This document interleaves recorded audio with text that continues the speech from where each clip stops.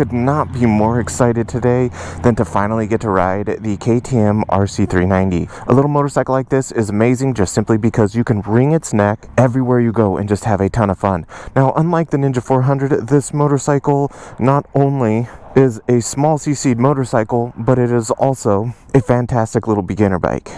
I'd say the main difference between the two is that the Ninja 400 has a little bit higher end power, where this little RC390 is going to give us a little bit more torque, and yet the trade-off will be less high-end power. So now that Ninja 400, I was able to get to 120 fairly easily, and it would kind of leak its way to 130. From my understanding, this motorcycle will probably tap out about 100 depending on your weight, but getting there should be a little bit more fun than the Ninja 400. I am super excited.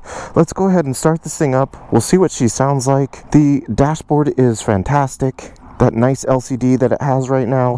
We have all these fully adjustable suspension, tons of electronics. This thing is going to be rad. So let's get a quick start up here.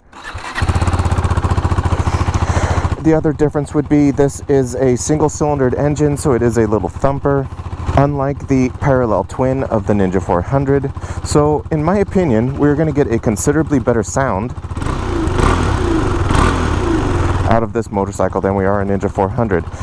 But sound isn't everything, so let's get this thing on the road. We'll take her on some back roads, we'll get her on the freeway, and we'll see how she feels. Ready to race. Oh, okay, up front, first impressions obviously would have to fall into ergonomics. And for this being like a super sport styled, race styled little motorcycle, the handlebars, or aka clip-ons, are not that incredibly low. They're actually just a little tiny bit higher than I would expect for an average clip-on on a super sport, which is kind of nice because they're just low enough to be in a nice racy position, but yet high enough to where we could probably ride this for a little while longer than most super sports. The seat, I don't know if you noticed that amazing suede.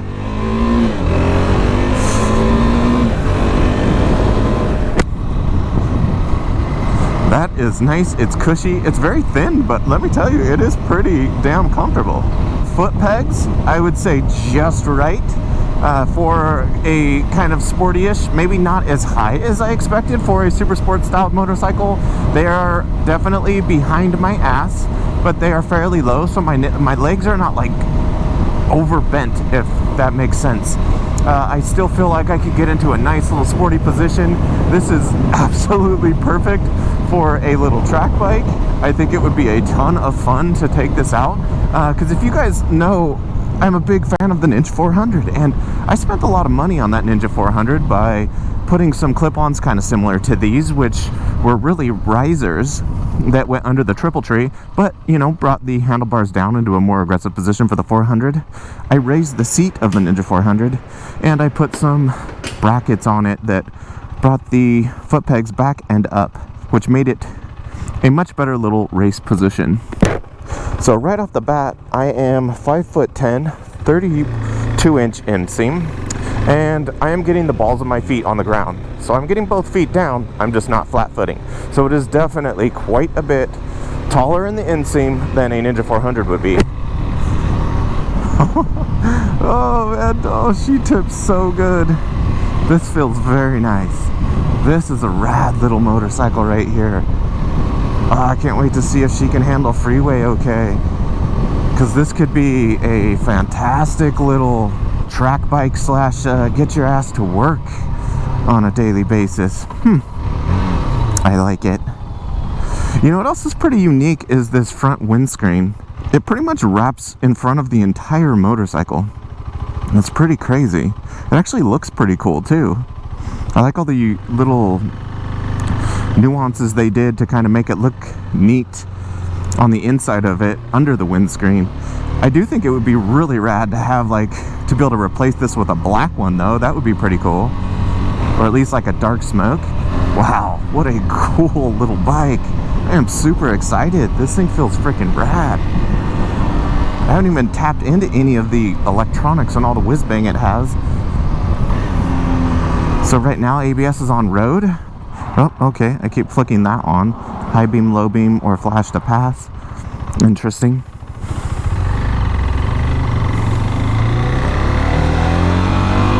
Oh man.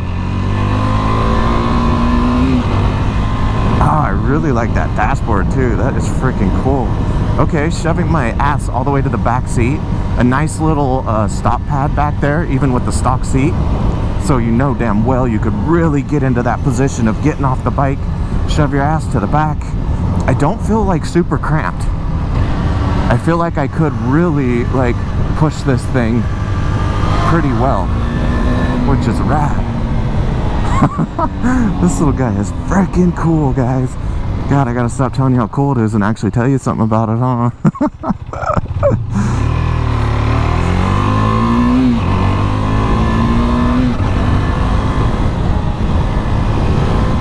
Maybe instead of talking, we just have a little bit of fun for a minute. Okay, clutchless upshifting was nice. Now this, supposedly you can buy a quick shifter for this. I don't know if it's auto blipper. I'll do the research and I'll put that up here for you guys. But I'm sure that would be pretty damn cool to have a quick shifter / auto blipper on this thing. Even just a quick shifter like my R7 is still pretty badass. In fact, now that I mention that, this is obviously drive-by-wire, not physical. And I'm not noticing it in the throttle response, so that's freaking cool and means that it's a good system, in my opinion. Because a lot of the times you can tell, like, well, you have a little bit of extra movement in the throttle, but yet you're not going yet. I think a lot of manufacturers have figured out how to get that lag out, which is freaking cool. Oh man, I really feel like I could just have a ton of fun on this motorcycle. I cannot overstress to you guys the amount of enjoyment and fun you can have on a small motorcycle. Oh, a little roundabout. Oh, come on, baby, get out the way. See if we can lean her over a little bit. That'd be rad. Oh yeah. Oh, fudge. Yeah, that feels great. Oh, that's full throttle right there. Oh, it should be nice in this motorcycle. It's brand new. Woo! Yeah. She got up to 60 pretty damn good. So now we get to get a little bit of freeway in here. We're in wonderful Santa Barbara. Look at this beautiful freaking view. Gotta love it down here. It's a little freaking cold, but whew, super cool. Trying to curb my excitement for you guys, but this thing is freaking rad. Hopefully this individual with their dogs enjoying the wonderful breeze and the smells of the ocean is gonna get the hell out of my way. Because we've got to get this thing up to freeway speeds and feel it. Oh, here we go.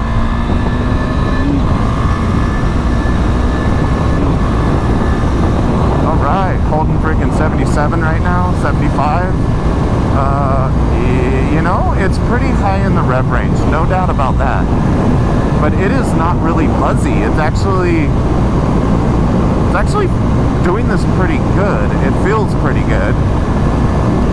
I'd say we are pushing pretty high in the rev range. We only have 2,500 RPMs left at 80 miles per hour.